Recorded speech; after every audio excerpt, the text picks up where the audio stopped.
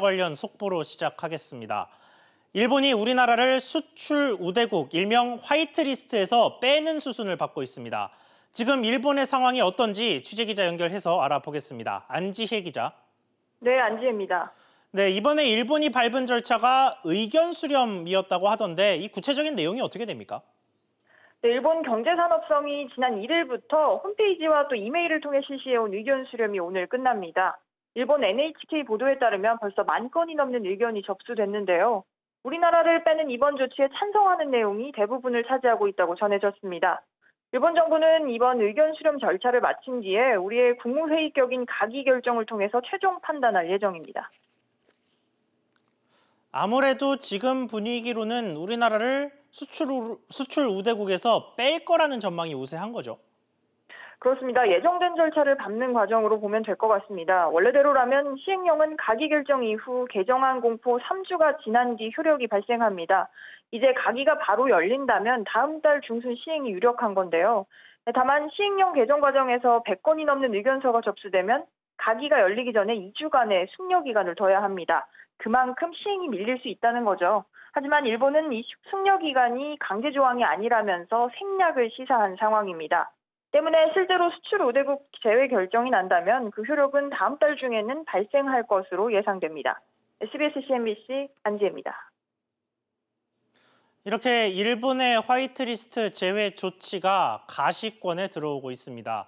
우리 정부는 강력한 대응 의지를 밝히고 있습니다. 관련해서 취재기자 연결해 보겠습니다. 권세욱 기자. 네, 권세욱입니다. 네, 문재인 대통령이 일본 의존도를 낮추기 위해서 내놓을 근본 대책을 재차 당부했죠. 네, 문재인 대통령은 우리 산업이 역량을 총동원하면 일본 의존도를 낮출 수 있을 것이라고 강조했습니다. 들어보시죠. 주력 산업이 어려운 환경에 놓여 있습니다. 부품 소재 국산화와 수입선 다변화는 어려워도 반드시 가야 할 길입니다. 정부는 또 화이트리스트 제외의 부당성을 지적하는 의견서를 일본에 전달했죠. 네, 정부는 오전에 일본의 화이트리스트 배제안에 대한 의견서를 보냈습니다. 정부는 일본의 수출 통제를 원상 회복하고 화이트리스트 제외 시도를 멈추라고 촉구했는데요. 들어보시죠. 한국을 화이트리스트 국가에서 제외하는 것은 국제 규범에 어긋나며 글로벌 가치 사슬과 자유무역에 심각한 부정적 영향이 우려됩니다. 일본이 한국을 화이트리스트에서 제외하면 정부는 어떻게 대처할 예정입니까? 정부는 먼저 세계무역기구 WTO 제소를 검토하고 있습니다. 국제기구를 통해 시시비비를 가리겠다는 겁니다. 들어보시죠. 지금 WTO 제소를 위한 준비를 하고 있고 가능한 신속히 준비해서 WTO 제소를 위한 노력을 진행할 계획입니다. 일본의 화이트리스트 제외가 현실화되면 맞대응을 요구하는 국내 여론도 커질 것으로 예상됩니다. SBS CNBC 권세욱입니다. 자, 앞서 보신 것처럼 일본이 우리나라를 화이트리스트에서 제외하면 무슨 일이 벌어질지 또 상황이 얼마나 더 심각해지는지 잘 모르시는 분들도 계실 겁니다. 그래서 하나하나 좀 짚어보겠습니다.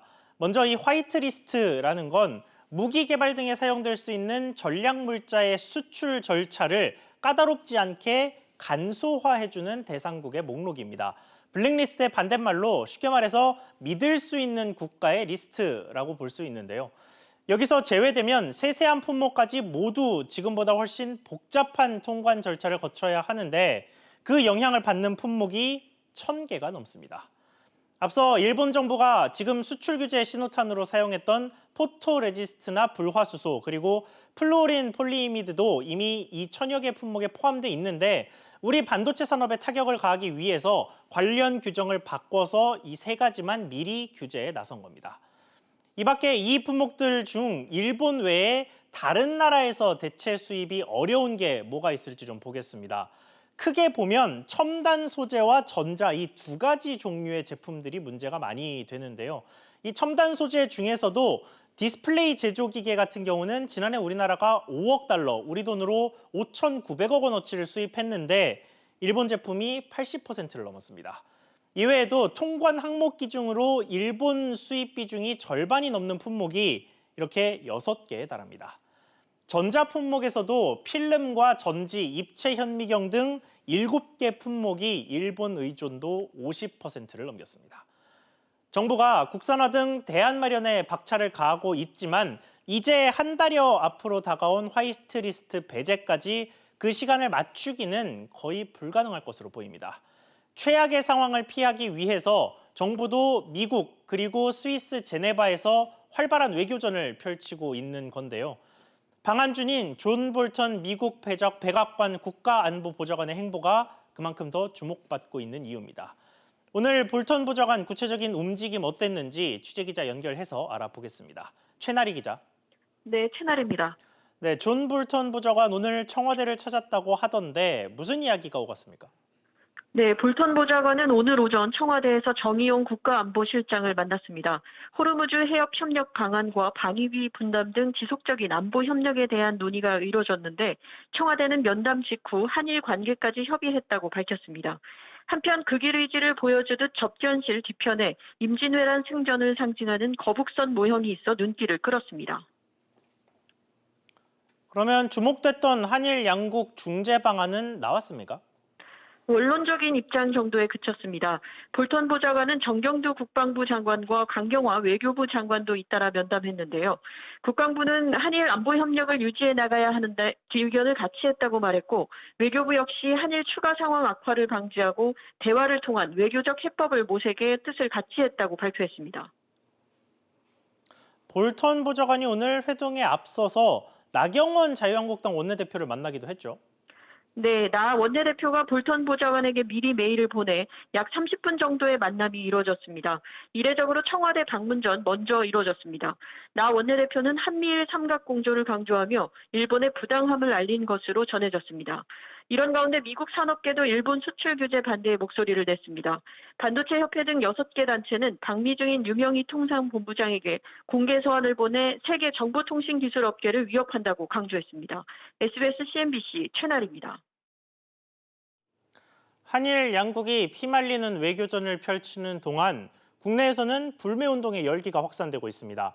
일본 제품에 대한 거부감이 커지면서 우리 기업이 만들었더라도 제품의 원재료가 일본산인지 확인을 하고 국가별 바코드 구별 방법까지 공유하는 등 꼼꼼한 소비자들이 나서고 있는데요.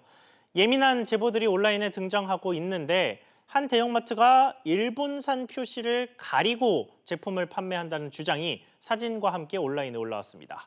관련해서 취재를 한 강산 기자와 이야기 나눠보겠습니다. 자, 강 기자. 네. 먼저 제보 내용부터 좀 자세히 전달해 주시죠. 네, 오늘 새벽 인스타그램에는 이 어제 밤에 구입한 물병 제품 아랫면에 이 메이드 인 코리아라고 바코드 스티커가 붙여 있었는데 이를 떼보니까 원산지가 일본이었다는 글 하나가 올라왔습니다. 바로 댓글이 달리기 시작했는데요. 사람들은 이 사기 아니냐, 어이없다, 심각하다 등 반응이 줄을 이었습니다. 제품을 구입한 소비자와 제가 직접 통화를 해봤는데요. 한번 들어보시죠. 예. 처음에 유리병을 딱 봤을 때 한국 제품이라고 해서 구매를 했던 거였는데 스티커가 2개 붙어 있어서 껴보니까 일본산이라고 되어 있더라고요. 요즘 같은 시기에 소비자를 우롱하는 게 아닌가 싶기도 하고. 네, 제가 해당 마트에 가서 직접 확인을 해봤습니다. 예. 실제로 제품 밑면에 이 국산임을 표기하는 숫자 880으로 시작하는 바코드로 시작을 했고요. 또 메이드 인 코리아라고 적힌 스티커가 붙어 있었습니다. 하지만 이를 떼어보면 원산지와 제조사 모두 일본이라고 적혀 있었고 또 이 물병 표면에는 메이드 인 재팬이라고 써 있었습니다. 자, 그러면 이 제조 과정에서 어떻든 이 일본 스티커 위에 국산 스티커가 붙였다는 건데 누가 붙인 건가요, 그건? 네, 제가 취재를 해보니까 제조사가 이렇게 스티커를 붙인 겁니다. 예. 해당 대형 마트도 바코드는 제조사가 붙이고 마트는 판매만 한다고 이렇게 밝혔는데요. 제조사에 어떻게 된 거냐고 한번 물어봤습니다. 몸체, 즉 유리재는 일본에서 제작했고 물병의 뚜껑과 손잡이 부분이 국내에서 만든 것이라고 설명했습니다. 원산지가 일본이라고 적힌, 그러니까 바코드 스티커 밑에 붙은 이 식품위생법에 의한 한글 표시사항 스티커는 일본 업체가 붙인 것이라고 설명했습니다. 제조사는 유리 부품을 수입해 국내에서 만든 이 법적으로 문제 없는 정식 국산 제품이라고 강조했습니다. 그런데 부품이라고 보기에는 그 유리병의 크기가 또 워낙 큰 데다가 꼭 바코드 위치가 그 일본 바코드를 덮는 그 위치였어야만 했을까요? 네, 우선 제조사 설명은 이 5월부터 이미 대형마트에 이 물병이 판매가 되고 있었고 물병 내부에 원산지 표기를 한 또 다른 안내서가 들어있다고 이렇게 설명을 했습니다.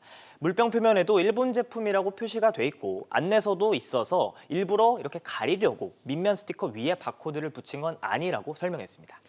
자, 뭐 설명을 들어봐도 뭐 꼭 그 위에 붙였어야 하는 이유가 썩 납득이 되지는 않는데요. 뭐 어쨌든 불매 운동 지금 좀 매우 민감하게 전개되고 있는 모습입니다. 네, 이번 사례에서 저희가 알 수가 있는 것은 정식 인증을 받은 국산 제품이라도 이 불매 운동의 타겟이 쉽게 될 수 있다는 겁니다. 롯데제과는 쌀로별의 쌀 원산지가 일본이라는 소문이 나면서 불매 운동의 타겟이 최근에 되기도 했고 CJ제일제당도 이 햇반이 일본 후쿠시마산 미강 추출물이 사용된다는 입소문이 나자 이렇게 곧바로 해명에 나섰습니다. 일부 소비자들은 약간의 재료, 약간의 용기 같은 부분에서도 일본에서 수입을 했다면 이렇게 일본산 식재료, 일본산 용기 포함이라는 이런 의무적인 표기를 해야 되는 법안까지 요구하고 있는 상황입니다. 예. 이렇기 때문에 기업들 입장에서는 난처할 수밖에 없는 상황입니다. 그렇군요. 그만큼 우리 국민들의 불매 운동 의지가 강하다는 반증인 것 같습니다. 잘 들었습니다. 이렇게 커져가는 불매 운동에 소비자들뿐만 아니라 택배 기사와 마트 근로자들도 적극 동참하겠다고 밝혔습니다. 택배 노조는 배송 거부를, 마트 노조는 일본 제품 안내 거부를 선언했는데요. 보도에 김완진 기자입니다. 택배 노동자들이 유니클로 상표가 찍힌 상자에 제품을 배송하지 않겠다는 내용의 스티커를 붙입니다. 민주노총 서비스연맹 택배연대노조는 전범기인 우길기 디자인을 사용해온 대표적 일본 기업 유니클로가 우리 국민들의 불매 운동이 얼마 못 갈 것이라고 폄하했다며 배송 거부를 선언했습니다. 저희 택배 노동자들은 유니클로 제품에 대한 배송 거부 투쟁으로 국민적 호응에 함께하고자 합니다. 택배사들이 저희 택배 노동자들의 이런 절절한 마음을 받아안고 이 운동에 같이 동참해 주실 것을. 택배 노동자들이 각자 맡고 있는 배송구역에서 고객들이 유니클로 제품을 주문하는 경우 해당 제품을 배송하지 않겠다는 의사를 회사에 통보하는 방식입니다. 택배 노조는 조합원 택배 차량에 일본의 경제 보복 행위를 규탄한다는 내용의 스티커도 붙이기로 했습니다. 마트산업 노조도 불매 운동 동참을 선언했습니다. 저희들은 이 시간부로 매장에서 일본 상품에 대한 안내를 모두 중지할 것입니다. 그리고 대형마트 3사에 요구합니다. 국민적인 일본 상품 불매 운동에 즉각적인 동참을 요구합니다.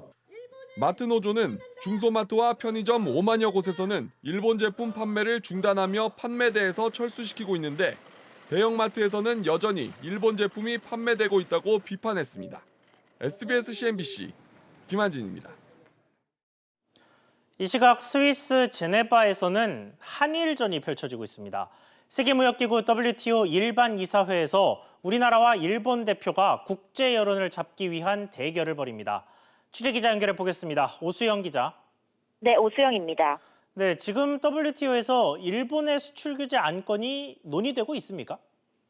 아직 다뤄지지 않고 있습니다. 우리 시간으로 오후 5시에 속개돼서 8번째 안건부터 다시 다뤄지고 있는데요.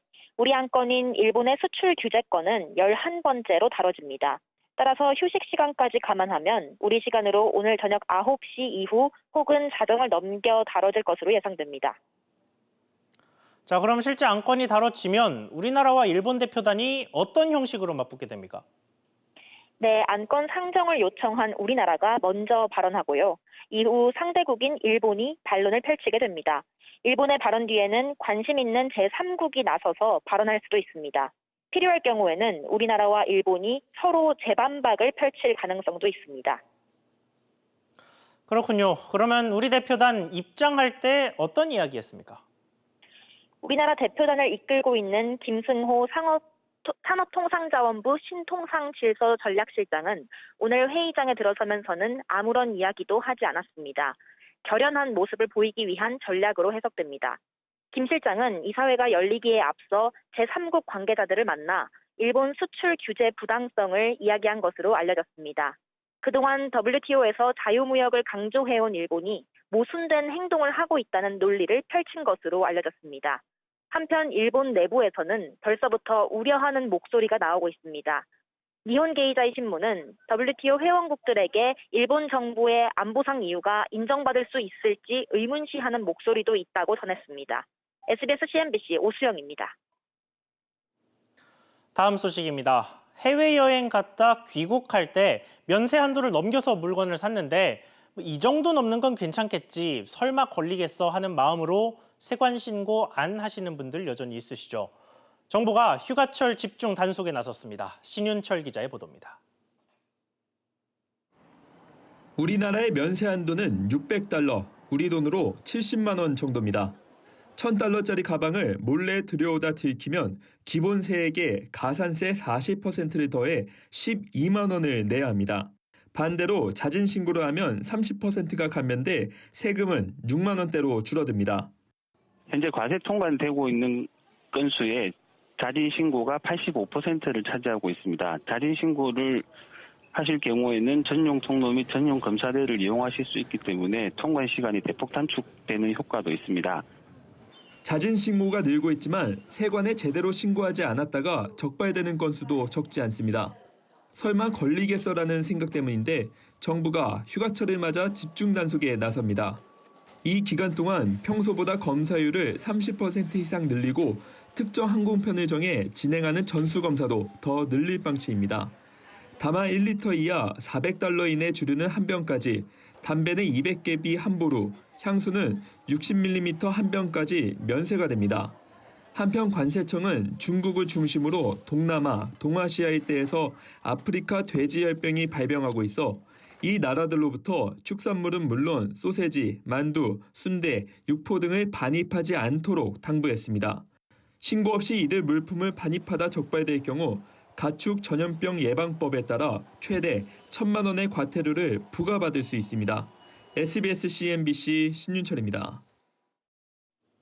현대기아차가 상반기 깜짝 실적을 내면서 부진에서 벗어나려 하고 있습니다. 하지만 노사관계가 심상치 않습니다.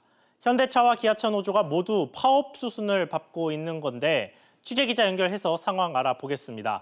정지환 기자, 먼저 기아차 소식부터 좀 짚어보죠. 상황이 어떻습니까? 네, 기아차 노조는 조금 전 대의원 대회를 열어 파업을 결의했습니다. 기아차 노조는 또 중앙노동위원회에 쟁의 조정을 신청했다고 밝혔습니다. 노조는 어제 사측과의 임금 및 단체협약 협상 직후 교섭 결렬을 선언했는데요. 기본급과 성과급, 정년 조정에 대해 사측과 이견이 컸기 때문입니다. 다음 주 화요일 노조는 조합원들을 대상으로 찬반 투표를 내 파업 여부를 결정하게 됩니다. 파업이 결정되면 여름휴가 기간이 지난 8월 중순부터 파업에 들어갈 것이란 전망이 나옵니다. 그렇군요. 현대차는 진행 상황이 조금 더 빠르죠? 네, 현대차 노조는 기아차 노조보다 앞서 19일 교섭 결렬을 선언하고 파업 준비에 들어갔는데요. 현대차 노조도 오늘 오전 임시 대의원 대회에서 만장일치로 파업을 결의했습니다. 현대차 노조는 오는 29일과 30일 찬반 투표를 통해 파업을 확정할 예정으로 쟁의대책위원회를 꾸려 구체적인 파업 계획을 세울 것이라고 밝혔습니다. 파업이 결정되면 노조는 여름휴가가 끝나는 다음 달 12일부터 파업 등 투쟁을 시작할 계획입니다. 이로써 다음 달 현대차와 기아차 노조가 동시에 파업에 들어갈 가능성이 높아졌습니다. SBS CNBC 정주환입니다. 어느새 인터넷 은행의 대명사가 된 카카오뱅크가 최대 주주로 카카오를 맞이할 수 있게 됐습니다. 이를 위해서 법이 바뀌길 기다리고 또 오랜 심사까지 받는 등 우여곡절이 많았는데요. 그렇다면 앞으로는 어떻게 되는 건지 취재기자와 이야기 나눠보겠습니다. 류정훈 기자 나왔습니다. 자, 류 기자. 네. 먼저 오늘까지의 상황부터 좀 짚어보죠. 이게 금융위원회가 카카오의 카카오뱅크 대주주 자격을 승인했다라고 하던데 이게 무슨 얘기입니까?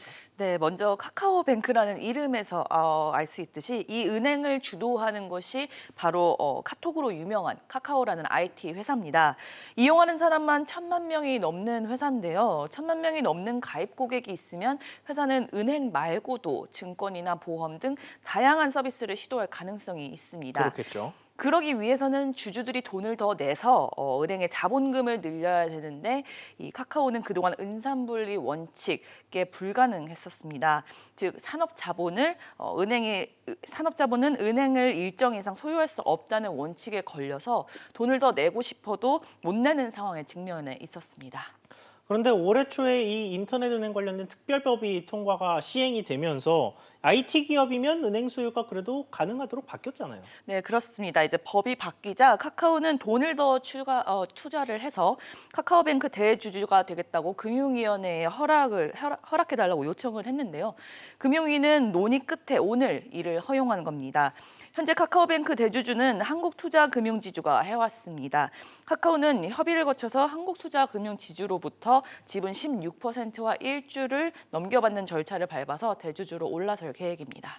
자, 그래서 일단 카카오가 이 카카오뱅크의 대주주가 실질적으로 되면 자금이 많이 들어오게 된다라고 했었잖아요. 네. 그러면 카카오뱅크가 뭐 또 다른 혁신을 좀 일으킬 수 있을까요? 네, 초기 카카오뱅크는 이제 꽤 낮은 금리로 쉽게 대출을 받을 수 있었고 해외 송금 수수료도 굉장히 저렴해서 단기간에 이용 고객이 급속도로 늘어났습니다. 카뱅이 나타나고 나서 기존 은행들도 더 빨리 움직이고 혁신을 한 게 사실이고요.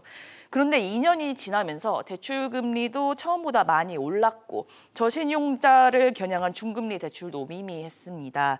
예금도 시중은행과 별반 차이가 없다는 말이 심심찮게 들렸었는데요. 예. 이제 실탄을 확보한 카카오뱅크가 보다 적극적으로 신규 상품과 신사업 확대에 나설 계획입니다. 카카오뱅크는 당장 하반기에 자체 중금리 대출 상품을 출시한다는 계획인데요. 고객의 통신, 유통이용, 이력 등을 비금융 데이터를 수집을 해서 시중 중금리 상품 중에서 가장 낮은 금리를 적용할 계획입니다. 그렇군요. 류 기자 이야기 잘 들었습니다. 네이버가 간편 결제 서비스 네이버페이 사업 부문을 별도 회사로 분사합니다. 이 회사를 바탕으로 본격적으로 금융사업에 뛰어든다는 계획입니다. 취재기자 연결해 보겠습니다. 정윤형 기자. 네, 정윤형입니다. 네, 네이버가 네이버페이 사업 분사를 결정했다고요. 네, 네이버는 사내 독립기업인 네이버페이를 물적 분할 형태로 분사해 가칭 네이버 파이낸셜 주식회사를 설립한다고 공시했습니다. 또 신규 법인은 전략적 파트너인 미래에셋으로부터 5천억 원 이상을 투자받을 예정입니다. 아직 정확한 금액과 시기는 정해지지 않았습니다. 분사는 네이버페이가 하는데 투자를 미래에셋이 한다는 점이 좀 눈에 띄는군요. 네, 그렇습니다. 이 미래에셋은 단순 투자자가 아니라 네이버와 함께 미래형 금융 플랫폼을 만들 것으로 예상됩니다. 이 핀테크 등 신금융 산업에 두 회사의 강점을 살려 진출할 것으로 보입니다. 신규 법인은 임시 주총회 승인 절차를 거쳐 11월 1일 출범을 목표로 하고 있습니다. 네이버는 지난해 말 네이버페이를 사내 독립기업으로 출범하며 사업을 강화해 왔습니다. 네이버페이는 결제자 수가 업계 최대 규모인 월 1,000만 명을 넘을 정도로 성장해 왔습니다. 네이버에서 기술과 서비스, 비즈니스 영역 등을 총괄해온 이 최인혁 네이버 최고 운영 책임자가 신규 법인 대표를 겸직할 계획입니다. SBS CNBC 정윤영입니다. 회사를 다니다 실직하거나 퇴직하면 건강보험은 직장가입자에서 지역가입자로 바뀌게 되죠. 이때 보험료가 크게 오르는 경우가 많은데 일정 기간 동안 기존 보험료를 그대로 유지할 수 있는 제도가 있습니다. 이게 뭔지 취재기자 연결해서 알아보겠습니다. 박규준 기자, 이 퇴직 앞두신 분들한테 관심이 좀 꽤 갈 수밖에 없을 텐데 어떤 제도입니까? 네, 건강보험공단이 지난 2013년 5월에 도입한 건강보험 직장가입자 임의 계속가입 제도입니다. 실직이나 은퇴로 직장가입자에서 이 지역가입자로 자격이 바뀌면서 이 건보료 부담이 갑자기 늘어난 실직자와 은퇴자의 경제적 부담을 덜어주기 위해 만든 제도인데요. 이 제도를 활용하면 이 직장에 다닐 때 근로자 몫으로 본인이 부담하던 이 절반의 건보료만 납부해도 이 건강보험 혜택을 계속해서 누릴 수 있게 됩니다. 이 공단 측에 따르면 올해 5월 기준으로 17만 5천여 명이 이 제도에 가입해서 건보료 절감 혜택을 누리고 있는데요. 이들에게 얹혀서 혜택을 누리고 있는 피부양자도 26만 7천여 명에 달해 이미 계속가입제도 수혜자 규모는 44만 2천여 명에 이릅니다. 이 혜택이 영원히 가지는 않을 텐데 얼마나 누릴 수 있습니까? 네, 이미 계속가입자의 직장가입자 자격유지 기간은 애초 최장 2년이었는데 작년부터 3년으로 늘었습니다. 이미 계속가입 혜택을 받으려면 최소 1년 이상은 직장을 다녀야 하고요. 지역가입자로 전환된 이후 이 최초 보험료 납부 기한으로부터는 2달 안에 신청해야 됩니다. 이 집 근처 건보공단 지사에 직접 방문해서 신청하면 되고 이 팩스나 우편으로도 신청해도 됩니다. SBS CNBC 박규준입니다.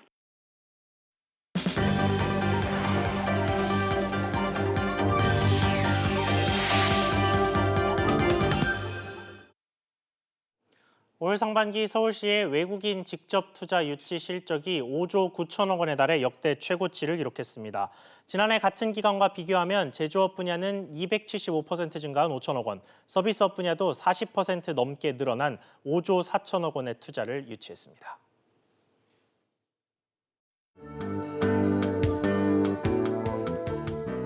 안녕하세요. K웨더 라이프스타일 예보 김민주입니다.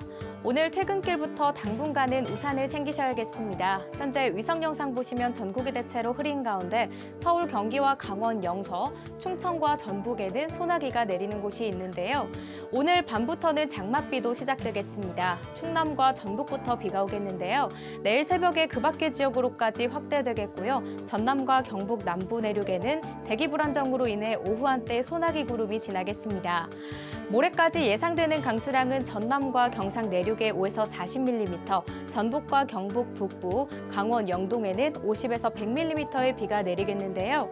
특히 이번 장맛비는 북태평양 고기압에 따뜻하고 습한 공기가 유입되면서 중부지방을 중심으로 100에서 250mm 이상의 많은 양의 비가 쏟아지겠습니다. 비로 인한 피해가 없도록 대비를 잘해주시고요. 한편 남부지방을 중심으로 폭염특보가 발효 중인 가운데 내일도 덥겠습니다. 내일은 습도까지 높아 열사병 위험지수도 높게 나타나겠습니다. 대부분 지역이 위험 단계를 보이겠고요. 서울과 광주는 매우 위험 단계까지 오르겠습니다. 중부지방 종일 비가 오는 가운데 낮 동안 소강 상태를 보일 때가 있겠습니다. 동해안 지역 폭염특보가 발효 중입니다. 내일도 낮 동안 덥겠습니다. 남부지방 장맛비와 소나기가 내리는 곳이 있겠습니다. 이번 주 내내 우산을 챙기셔야겠습니다. 오늘 밤부터 시작된 장맛비는 토요일까지 계속되겠고요. 비가 그친 뒤 중북부 지역을 중심으로 소나기 구름이 자주 지날 것으로 보입니다. 날씨였습니다. 오늘 저희가 준비한 소식 여기까지입니다. 시청해주셔서 감사합니다.